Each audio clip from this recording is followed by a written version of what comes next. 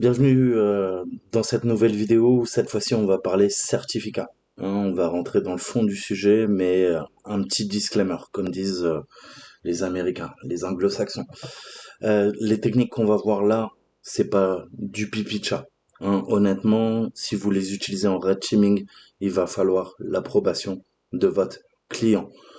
Première possibilité, vous allez planter l'ensemble de l'infra.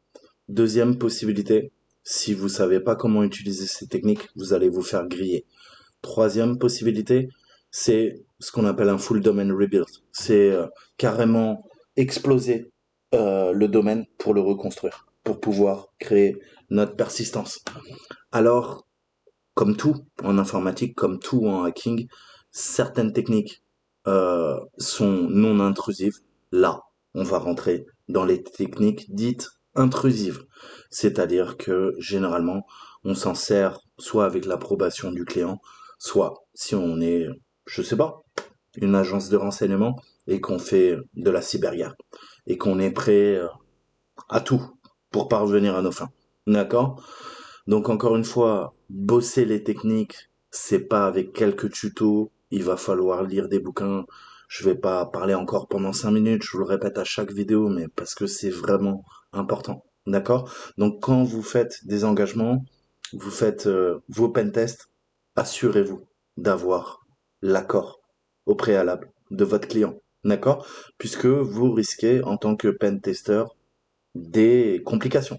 Ça peut être des complications légales, juridiques, et ça peut même se finir au pénal. Je rappellerai que si c'est du pénal, vous allez finir en prison ou payer toute votre vie pour des conneries que vous avez faites. D'accord? Donc encore une fois, c'est pas un jeu d'enfant, c'est un jeu d'adulte. Soyez-en bien conscients. Toutes les techniques que je vous montre, c'est pas pour faire du sale, c'est pas pour faire le black hat, c'est pour vous améliorer quand vous travaillerez en pentest. Bon, maintenant que le disclaimer est fait, on va passer à la partie qui nous intéresse. Alors, on a vu les deux dernières techniques de persistance. Une qui reposait sur les informations d'identification. On a vu que ça pouvait compliquer, oui, un peu le travail des équipes bleues, mais elle pouvait également aussi nous expulser en modifiant tout simplement les mots de passe, les informations d'identification au sein de l'Active Directory.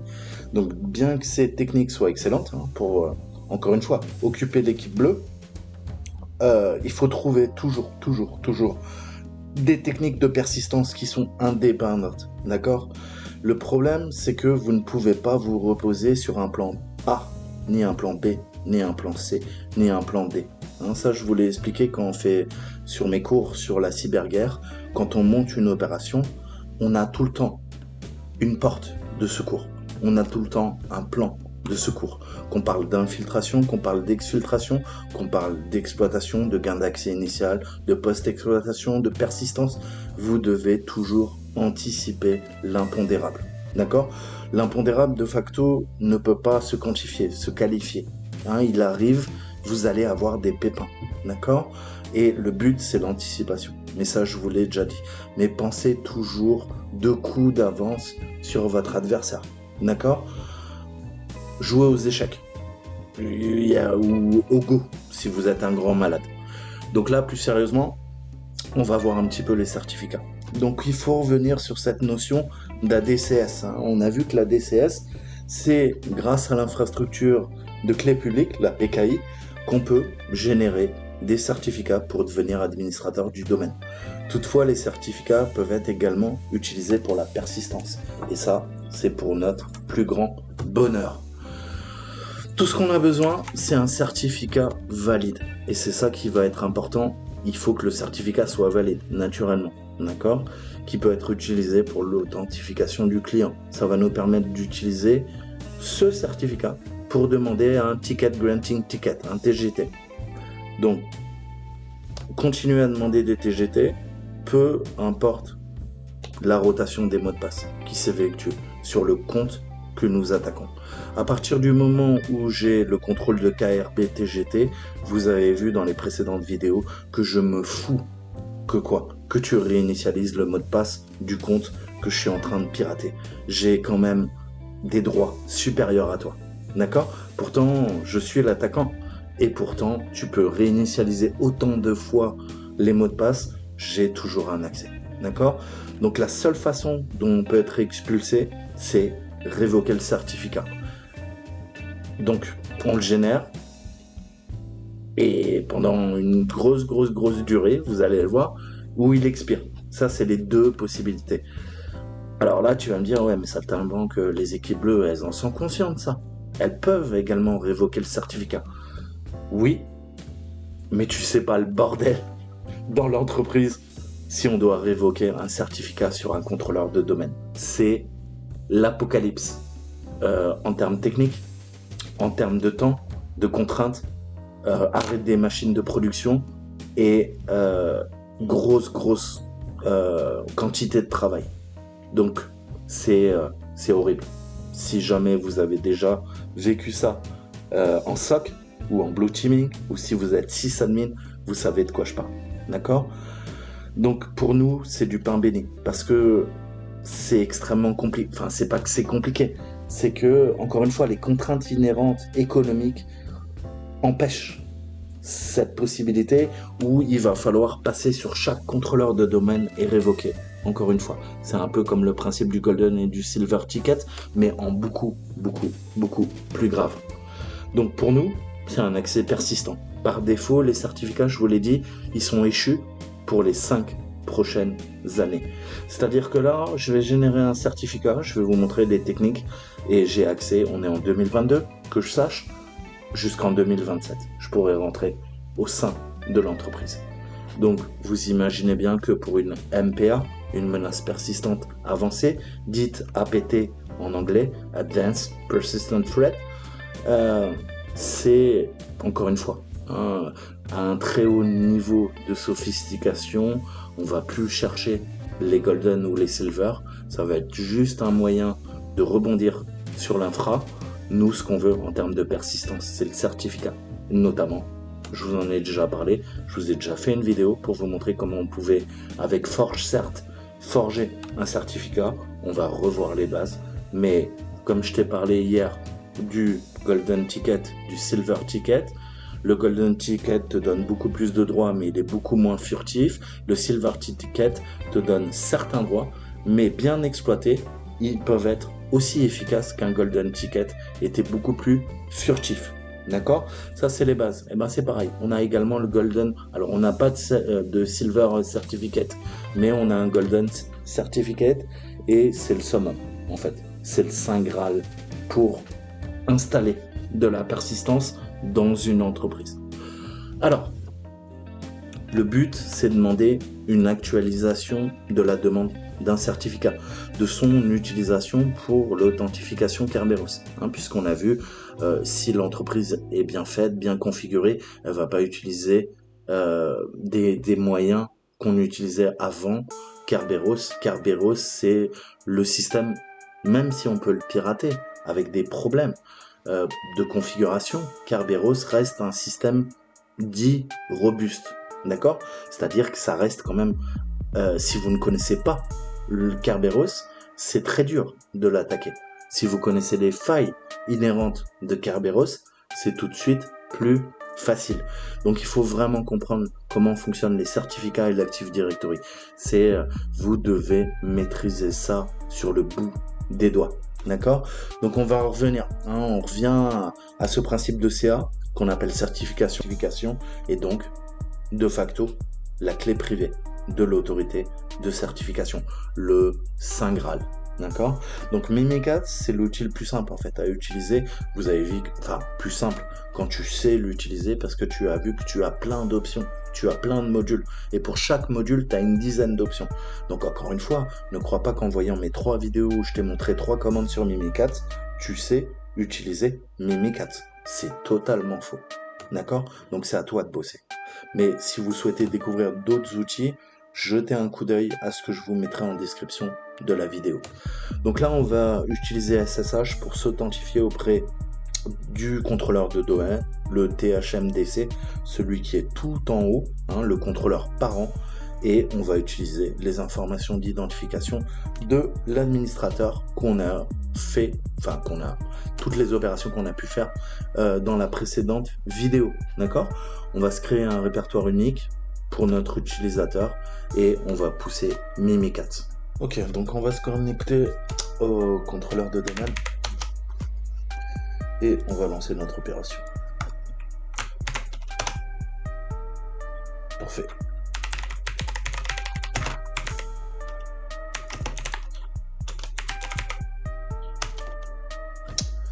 Voilà, donc on est dans PowerShell. Alors, comment ça se passe?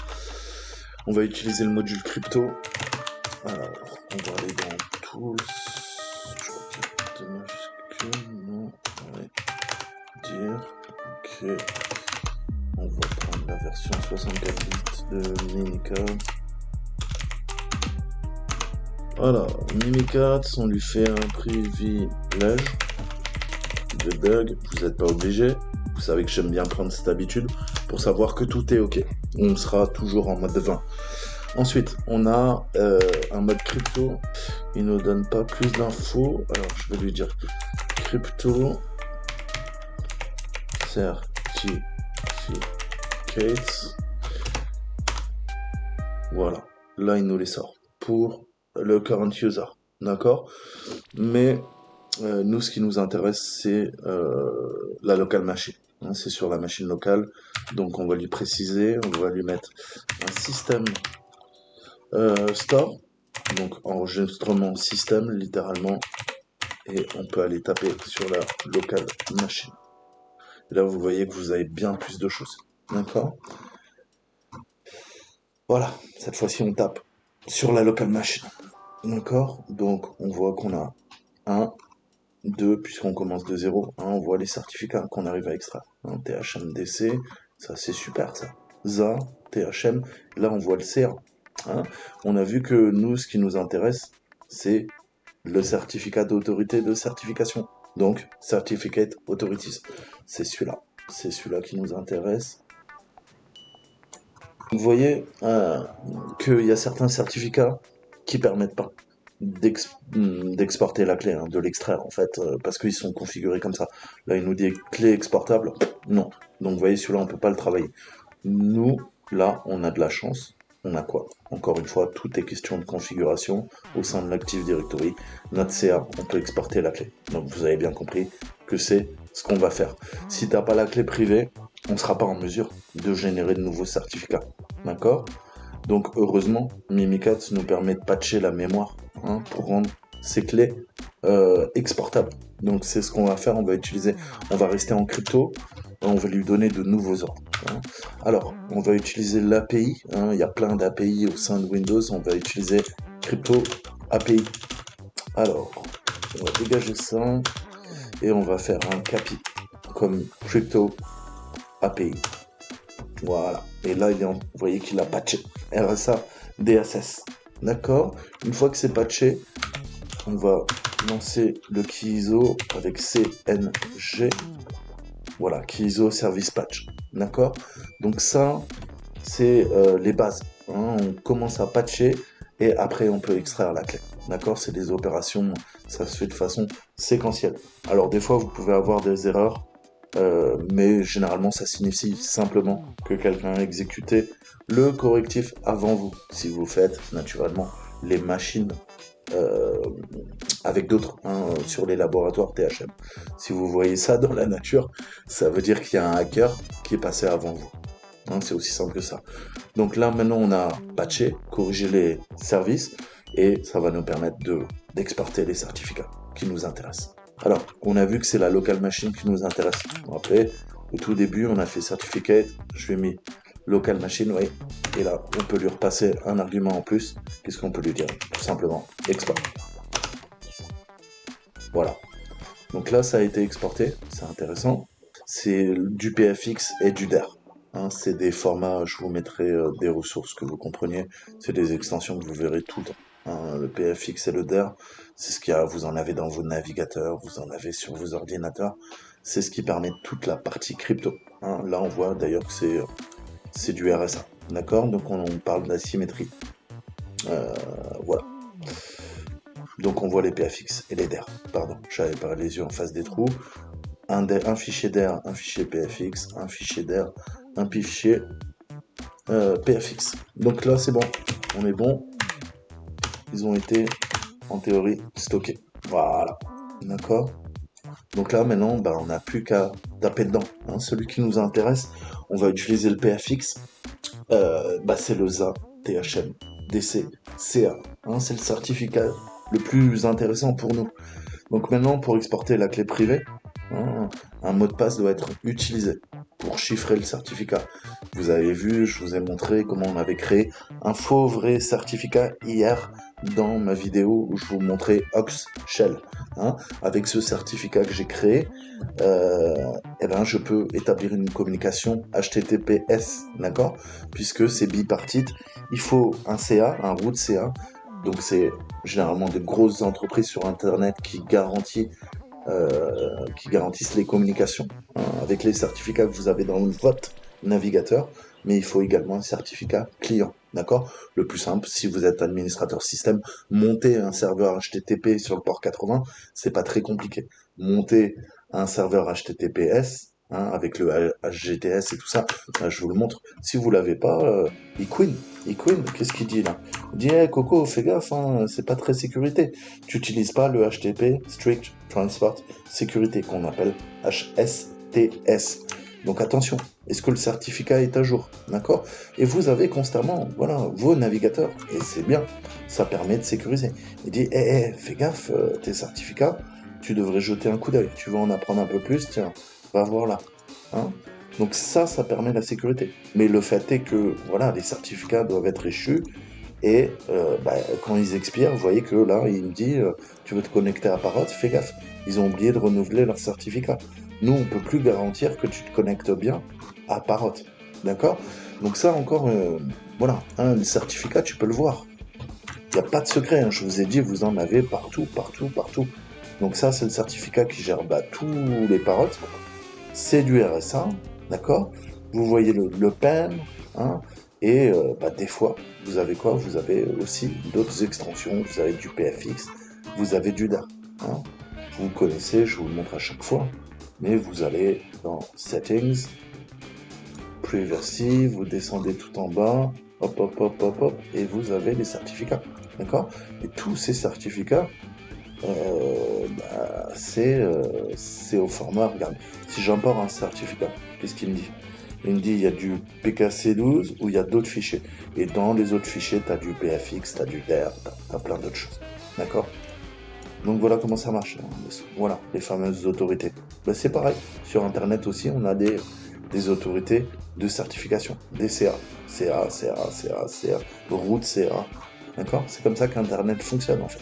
Mais nous, c'est pareil. Si on veut établir une communication chiffrer avec la crypto au niveau de l'Active Directory, ça n'a rien à voir avec Internet, mais ce sont également des certificats d'autorité numérique chiffrés et qui utilisent là du RSA asymétrique.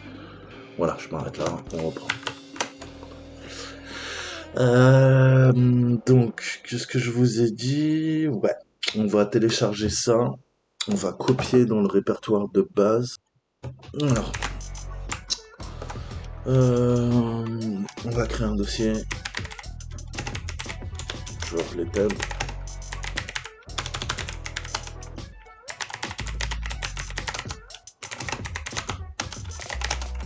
Ok. Qu'est-ce qu'il nous faut? Donc il nous faut sudo scp. Donc là je lui demande de télécharger en récursif, donc tout dans le dossier x64, le mettre dans mon temp, je suis dans temp que j'ai créé, il se connecte en tant que admin et il va récupérer wildcard. Il arrive à... Pourquoi il me fait l'inverse d'animal? Tools, mimikatz et le trunk. Ah, il faut le doubler aussi.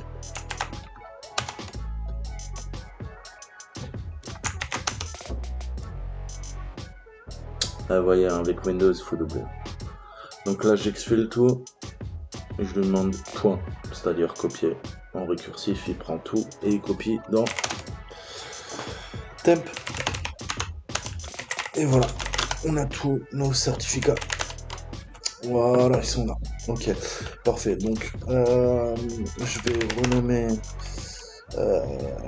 Sudo nv. Alors nous on a dit que c'est le za, c'est le pfx, donc c'est le local my 1 za.pfx, je vais l'appeler en cert. .pfx 7 toto, comme ça on sera sûr qu'il n'y aura pas de problème. Ok, donc sudo rm étoile local, tout ce qui commence par local ça dégage.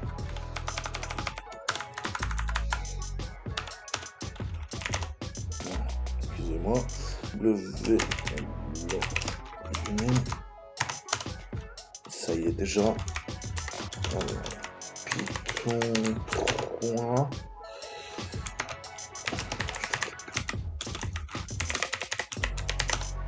Ok, donc là on a un serveur qui est monté. Parfait. Alors, maintenant on va se connecter en SSH ATHM VERC 1 avec un compte à la con.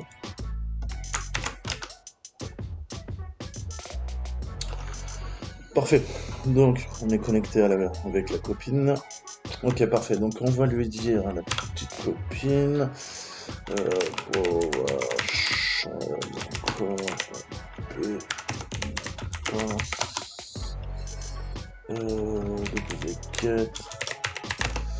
Alors, qu'est-ce qu'on veut?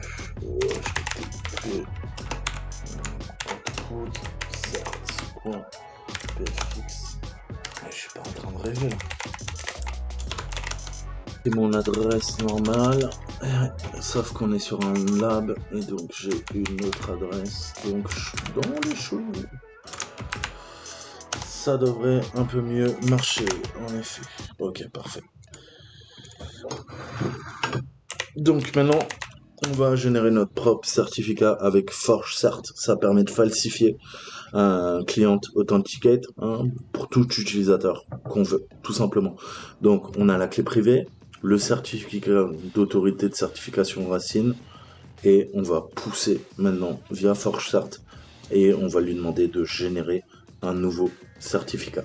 D'accord? Alors, la syntaxe est longue, ça devrait quand même vous parler. Alors, je vais taper et ensuite je vous explique. Alors, il nous faut ForgeCert.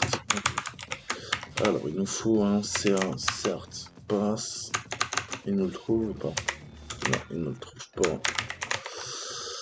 Alors, donc voilà, un CA cert pass, chemin d'accès à notre certificat d'autorité de certification exporté, mot de passe utilisé pour déchiffrer le certificat, c'est notre CA cert password, et par défaut Mimikat s'attribue le mot de passe Mimikat, ça faut le savoir, si vous mettez autre chose ça va pas marcher. L'objet, donc l'objet ou le nom commun du certificat, ça a vraiment pas d'importance dans le contexte d'utilisation qu'on va faire du certificat, sinon il faudrait un bon objet. Ensuite on a le nom d'utilisateur principal, l'UPN, dans subject alt name, alternative name, ça nous permet d'emprunter l'identité avec ce certificat. Il doit s'agir, et c'est très important, d'un utilisateur légitime cette fois-ci. Donc là on emprunte administrateur, d'accord. Ensuite, on a le New CertPass. Donc moi, mon nouveau certificat, je l'ai appelé OpenBar et je lui ai mis un mot de passe, Toto le accent. Voilà. Donc là, on vient de forger un certificat d'or et maintenant, on va pouvoir l'exploiter. Alors, ce qu'on peut faire, on peut lui dire c'est le point tools. On va aller utiliser Rubius. S'il est là, ouais. Il y a Rubius. On va demander un TGT pour s'assurer que c'est bien fonctionnel. S'il nous le donne, c'est que ça a marché.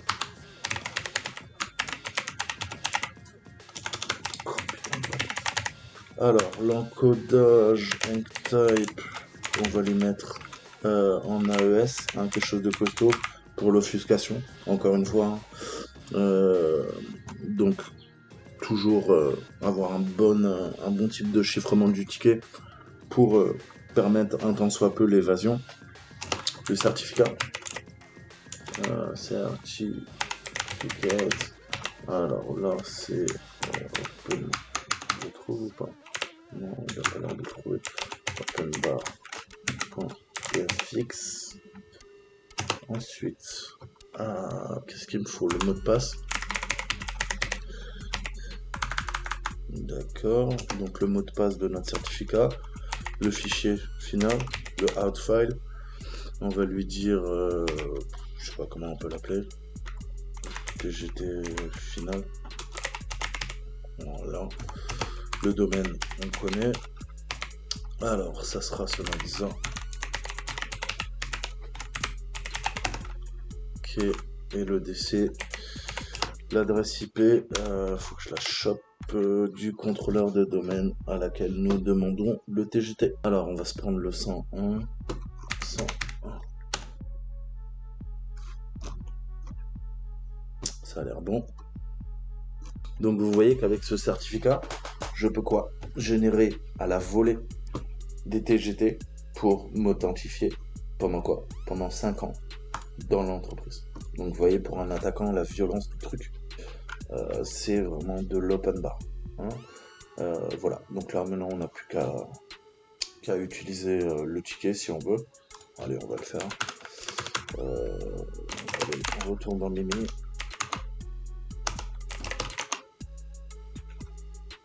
Alors oui, il faut peut-être que je déplace le TGT. Il est où mon TGT? TGT final. Sudo copie TGT final dans Mimicut x64. Oh là là là là là là, c'est beau ça, faire un sudo sur Windows, c'est magnifique. Faut arrêter Linux, mon copain.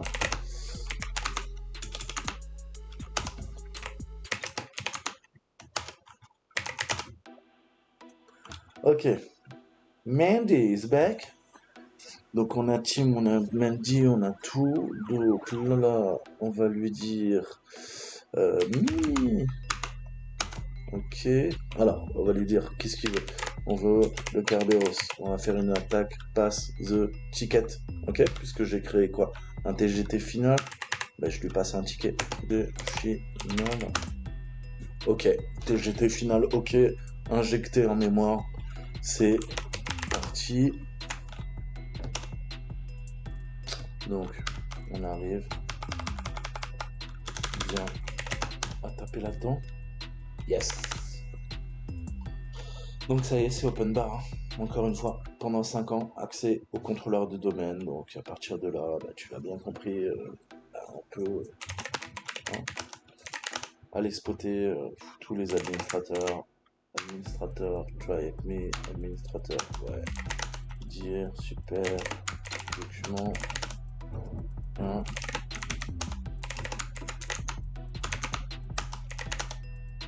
On a plus Winch. Donc ça y est, je crois qu'on n'est plus amis avec l'équipe bleue. Hein. Ils vont nous en vouloir. Voilà comment faire un golden certificate. La persistance des certificats, ce qu'il faut retenir, est beaucoup plus difficile à défendre. Hein. Même si on modifie les informations en fait du compte compromis, le certificat sera toujours valide. Avec ce certificat, pendant 5 ans, je peux générer à la volée des TGT avec Rubeus, les charger via Mimikat en mémoire et je me redonne un accès. D'accord? Donc la seule façon de supprimer la persistance, c'est faire une révocation de certificat.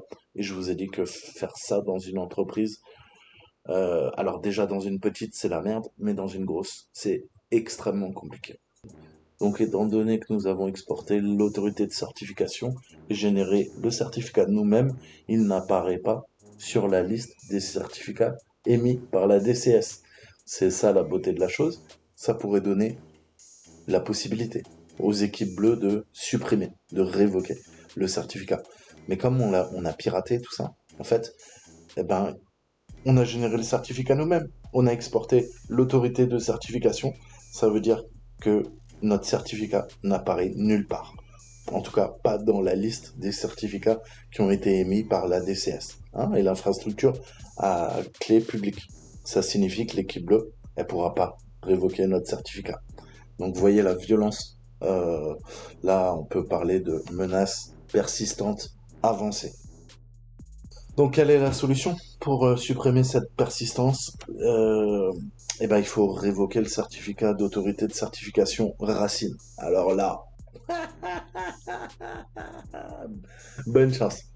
Mais la révocation de ce certificat signifie que tous les certificats émis par la DCS sont soudainement invalides. Ça signifie qu'ils devront générer un nouveau certificat pour chaque système qui utilise la DCS. Vous commencez à voir le problème et pourquoi cette technique de persistance, elle est dangereuse et nécessite une reconstruction complète des systèmes sur lesquels elle est effectuée. Donc là, c'est pain in the ass, comme disent les anglo-saxons, que je ne traduirai pas. C'était les Golden Tickets. Nous, on se retrouve très bientôt pour une prochaine vidéo. Je vous dis